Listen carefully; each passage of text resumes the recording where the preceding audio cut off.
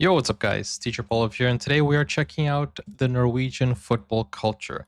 Guys, this is from a channel called Life in Norway, and it's a recent video. And this was sent to me by Lena, so thank you so much, Lena. And guys, we have seen Norway do very well with Bodø Glimt. Is that how you say it? I don't know, but they have been doing very well as a football club, and we have seen Norway national team kill it in the qualifiers as well, the World Cup qualifiers. Recently, they just had like an 11-1 match, which was crazy. But let's check out this video, guys. Do not forget, like, subscribe to this channel, which is my Nordic channel. And you can watch a lot of reactions to Norwegian stuff. Let's go. Norwegian football culture.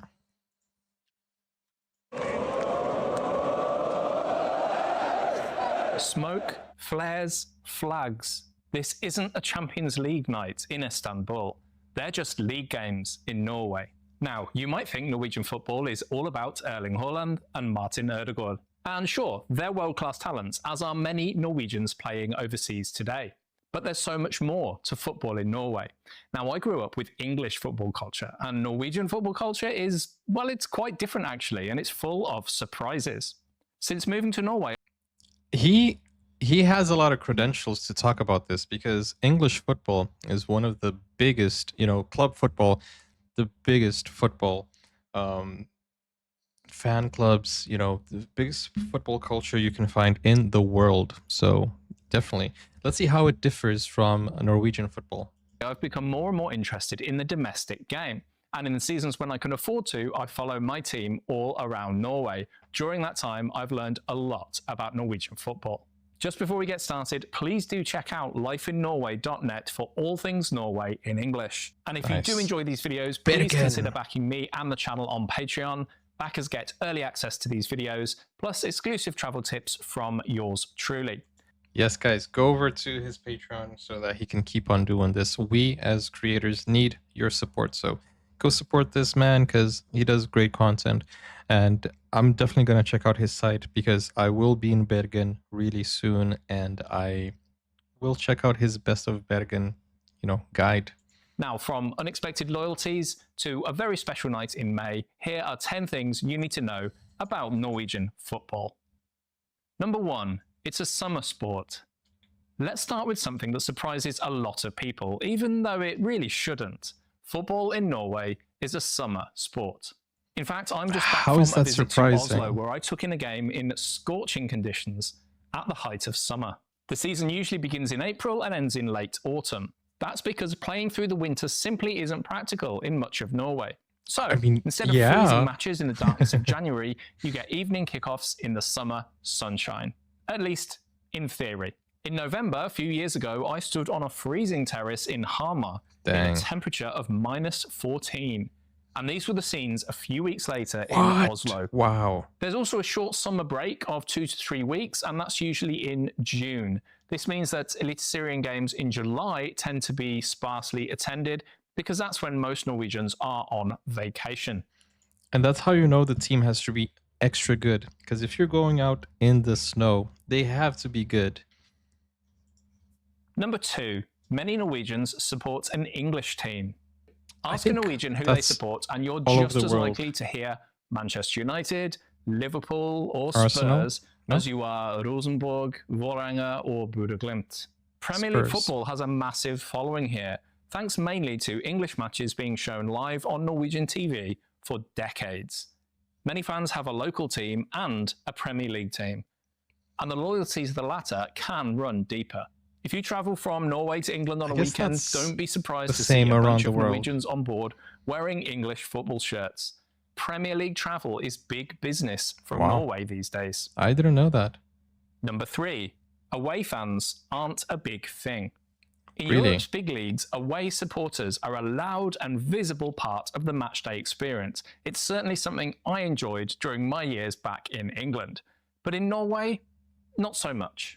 Very long distances, high travel costs, and small supporter groups for some clubs mean that away sections are often sparsely populated. Wow. One exception to this is actually for games in Oslo.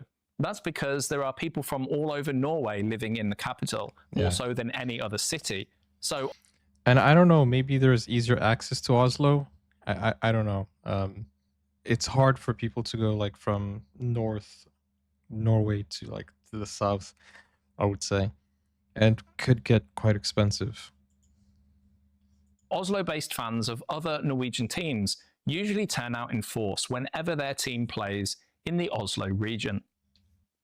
Number 4, lively fan groups.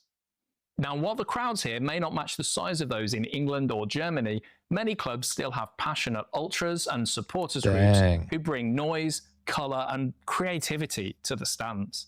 Big city clubs like Vålerenga, Brann, Rosenborg and Viking all have active groups who organise chants, flags, coordinated displays and sometimes pyrotechnics. Even though these days the use of pyro is heavily regulated and all but banned, and clubs regularly get fined for it. But it's not just the top clubs, smaller teams also have dedicated fan bases too. Overall, the vibe is yeah, so I guess this is the team that is making waves right now, Bodø. They have been crazy, like a Cinderella story. But I guess, you know, lively fans is what makes the game much more interesting.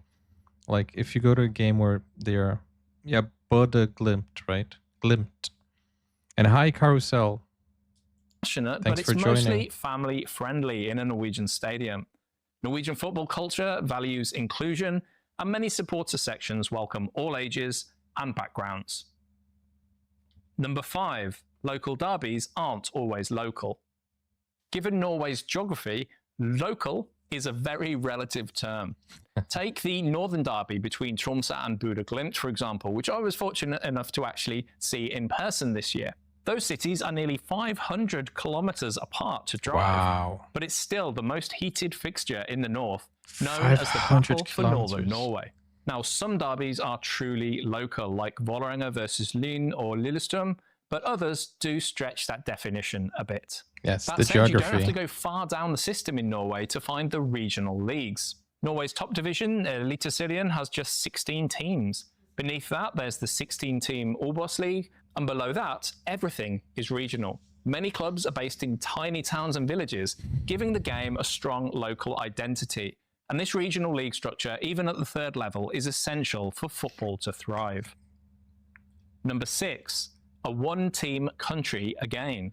One-team country. In the 1990s and early 2000s, Rosenborg dominated Norwegian football. In fact, they were the only Norwegian team I could name, having grown up in England during that time. They were a regular fixture in the UEFA Champions League, getting out of the group stage several times and giving some European giants a fright along the way. Whatever happened to them? Those glory days are long gone, but in Trondheim, their memories are very much still alive. However, there is another team threatening to become the new Rosenborg, and in fact, they pretty much already are. Bodø Glimt have won the league title 4 times since 2020, and at the time of recording this video have reached the group stage of the Champions League for the first time. Crazy. History. 7. Women's football has a proud history. Women's football is growing in popularity across the world, but it's been popular here in Norway for decades. That's the pretty national cool. team has a proud history, including a World Cup title in 1995 and Olympic gold in 2000. That has spread interest in the domestic game across Norway, and it's grown in recent years, with more matches broadcast live on TV and more support from the clubs in the men's game. In recent years, Norwegian clubs have also competed in the Champions League. There's still a way to go, of course, but the foundations are strong. That's the only thing that women's football needs, the support. If they get the support, they get the funding. It's interesting because there are a lot of foreign markets that are investing in small teams because they know it's going to blow up. So we saw, like, for example, Wrexham with Ryan Reynolds. So it would be interesting to see if someone steps in also to try and get the women's football going. Start from Norway, I would say. Number 8, the national team is a bit of a roller coaster. They have been doing the Norwegian men's great, national team have not qualified for a major tournament since Euro 2000, despite possessing arguably 2 of the world's best players in Holland and Ødegaard. At the time of recording this video, hopes are high the team can qualify for the 2026 Wow. World Cup. Their After first a positive start to the qualification campaign, however, there's still a way to go and anything can happen. The women have had it's impossible for Norway not to qualify. I think this might be the best Norwegian team that we've seen, at least from what the results have been showing. I know that against Moldova, you would expect them to win, but they're number 1 in the group right now, above Italy. I don't know. I don't think they are going to miss out on the World Cup. They have been doing great. They have been doing a great job. What do you guys think? more success historically, but have also struggled in recent tournaments. Number 9, VAR is controversial. Is it? Like in many other countries, the introduction of video assistant referees, VAR, has not gone smoothly. VAR was introduced to Eliteserien in 2023, and ever since, it's been a constant source of debate and disagreement among players, fans, pundits, and coaches. What are your thoughts on complain VAR? about the long delays, the lack of transparency, and decisions that still seem inconsistent even after video reviews. Many supporter groups have openly protested against VAR, holding up banners or going silent during matches to make their point. The Football Federation Really? here Wow. in Norway insists that the system will improve over time, but for now, VAR remains one of the most divisive topics in Norwegian football. Guys, let me know if you are in favor or against VAR.